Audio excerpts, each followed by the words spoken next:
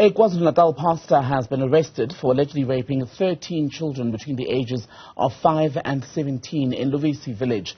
It's claimed young girls and boys were lured to watch cartoons before being forced to watch pornographic material. Let's discuss this with the KwaZulu-Natal Social Development Department spokesperson, Mhlabunzima Memela, and Bishop Nkosinathi Zondi, who's with the South African Council of Churches. My thanks to you both. Thank you for being on the program tonight. If I can begin with you, Mr. Memela. This sexual abuse is said to have happened from 2021, yet was only uncovered as recently as last week. Why did it take so long to detect?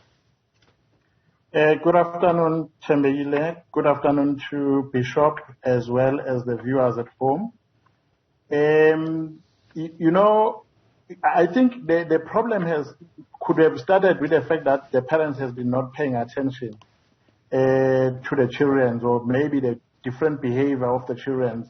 And obviously they've trusted this pastor who had spent time with the children, and there's nothing that one can actually point out could have been the reason for the parents not be able to see what has been happening to their children. According to the information we had, is that these kids has been spending a lot of time with the pastor in his house, obviously watching cartoons with them, and later he then goes to pornography videos. So that's the information that was given to us until Sunday, when young boy, I think at the age of 11, reported the matter to the mother when the incident happened to him. And then he decided to tell his mother about this incident. Then it was brought to us as the department, and we move faster, working together with the law enforcement agencies to ensure that the suspect was actually arrested. Obviously, with all other sister departments, including the Department of Health, in ensuring that we took the victims to the doctors so they confirm what has been happening, especially the one who came forward on Sunday. So to your earlier point, though, and I'm not going to speak for the circumstances of each child who suffered abuse at the hands of this reverend, but when we say that parents didn't pick it up, if these were children who are being made to watch pornographic material by someone who's a respected leader in the community, no less a member of the clergy, a leader in the community, there would be that level of complexity where, because of his rank and position, many of these children would have been fearful of speaking out or even alerting their parents. Absolutely. It is for this reason that we always encourage our, the parents and the community at large to say they should be friends with their children. They must be able to speak to their children on a daily basis. You understand what has been happening while you're at work or while the kids were at school. But sometimes, because of the pressure that families have, sometimes they are unable to spend more time with their children. So I think it was quite an unfortunate incident that has happened there. The parents could not pick up this incident earlier. So that's why we believe that there might be more other kids that have not yet, came forward to explain or give detail. It is for this reason that the MEC for Social Development, Ms. Notata Koza, has dispatched a team of social workers to actually talk to other family members around the area where the church is. And surely there are more other kids that will actually come forward, because it's not only the most little kids that were spending time with this reverend. There are others who are older than these ones, who are also having a lot of time. They spend a lot of time with Mfundisi, as you say, is a well-trusted person, member of the clergy. That one will have expected that he will be actually leading with respect and protecting and actually taking care of our children properly. Right. So you've taken the children to see doctors. What have the doctors said? I understand they've confirmed that it was more than just being subjected to watching porn videos, but there was physical sexual abuse. The team of social workers is still working on that, and there's only a few of them that have been taken, and the doctors have actually confirmed that indeed they were charged. So that's what then the MEC said. Our team of social workers has to deal with the psychosocial support and deal with a trauma briefing as well as a containment, so to be able to prepare these kids to be able to talk when the day of court comes. And what is also important is to ensure that the statements that are collected are able to tell the story, to ensure that the perpetrator get convicted. In some cases, in cases like this, you find that the statements are not taken correctly. Hence, the perpetrators, when they are in court, they get easily released because the information is not taken properly. So in this case, because the social workers are working as per the instruction, they'll be working with the police and ensure that the kids are also giving the correct information, detailing what has been happening over the time. Then we are confident that we'll be able to secure conviction in this matter. Let's bring in Bishop Nkosinathi Zondi with the SA Council of Churches now. He was on the line with us earlier. Bishop, my question to you, if children cannot be safe in the presence of a reverend, where are they to be safe in South Africa?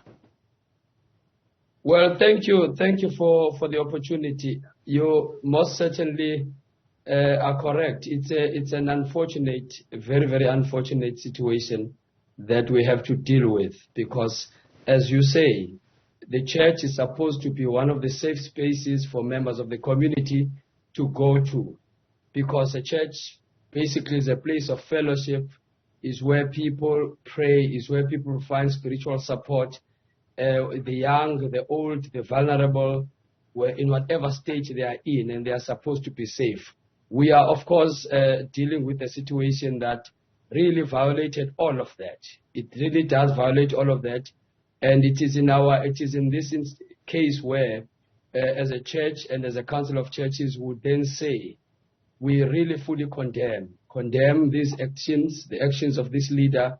We condemn the activities that have taken place, the violation of people's rights, and more importantly, children's rights. These are vulnerable people. To violate them in whatever space, whether it's in the church or at school, wherever it is, should be condemned. And as a church, we condemn that. But what are churches doing, religious organizations doing to ensure that in an environment such as the church, where the power dynamics are often not balanced? I mean, if you are a reverend, a pastor, you are in a senior role and people attach a certain level of respect and perhaps even fear in some communities. What is being done at a very practical level to ensure that people, including children, are able to report sexual harassment or even being subjected, as happened to these children, watching pornographic material? It's a number of interventions that we have been busy with, especially as a council of churches. We have, for example, been encouraging our member churches, firstly, to put in place policies and systems and even structures so that the members of the church, when they feel their rights are violated, will have a place to go to and a forum to report to. And also so that when cases like this surface, the church is able to subject that individual through a disciplinary process, a process that will either help correct but also help the people, those who are victims, have a platform where they can be attended to. So that's one part. And secondly, we've been encouraging our churches to be part of what we've established, the local ecumenical action networks. We call them LEANs.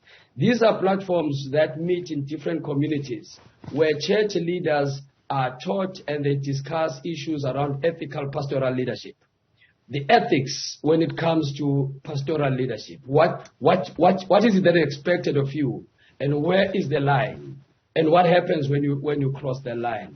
And so those are discussions that are ongoing, which run in different districts and different regions. In this province alone, we have a presence in all the districts where these discussions are taking place. But lastly, I would like to echo what Mr. Memela has just said, because that's our stance as a council of churches. Parents, church members, and community members must speak out.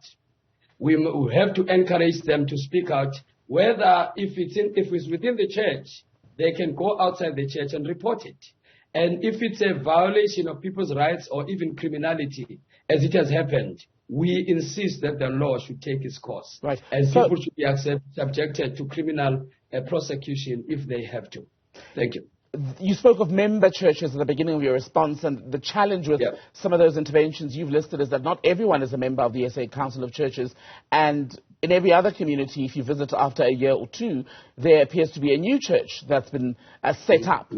It appears it's become much too easy for people to start churches to begin with, but B, that then means that the very interventions you've now listed have very clear shortcomings because there isn't a universal approach to perhaps catching out pedophiles, for instance, in the system.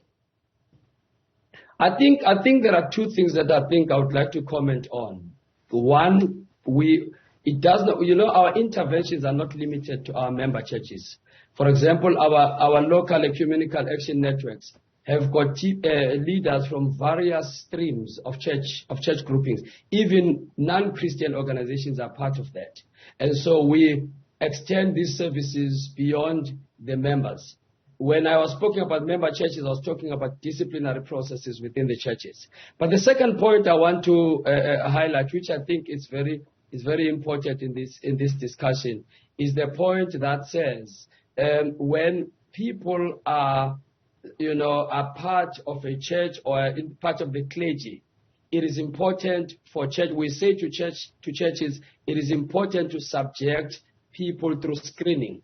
And that's what we've been working with churches on, screening their leaders and screening their ministers, so that people who have history of pedophilia, for example, or children abuse, or women abuse, or even financial abuse, misuse, are not allowed into the profession easily. But you know what? We've got to accept that the church is very big.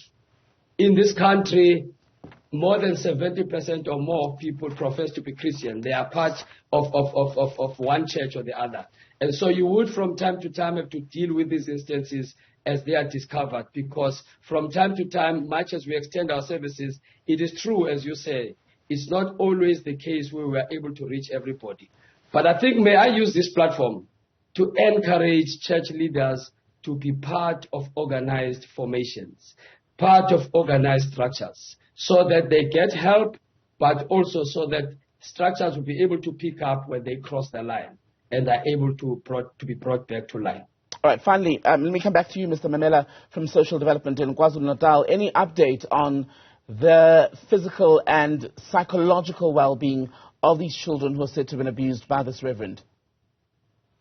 At the moment, my brother, the team is working on with these children and their families. It's going to be quite a long process, because they have to visit schools as well in the area and meet with children, meet with parents, and deal with these issues of psychosocial support. And the church, as Bishop Zondi says, will also be participating in ensuring that spiritually they are playing a role, because it's quite a very difficult process. The families have scars, and these kids, it will actually take a long time for them to recover after this. That is why we and the MEC had actually asked that the community in the area must be able to support those who were affected, and that is why we also believe that more of the children that might have suffered the abuse will also come forward once the team of social workers, as they continue to work in the area. We expect that there will be more people coming in, to report what has actually happened. KZN Social Development Department spokesperson Mhlabunzima Memela and Bishop Nkosinathi Zondi, who's of the SA Council of Churches. Thank you both for your time tonight.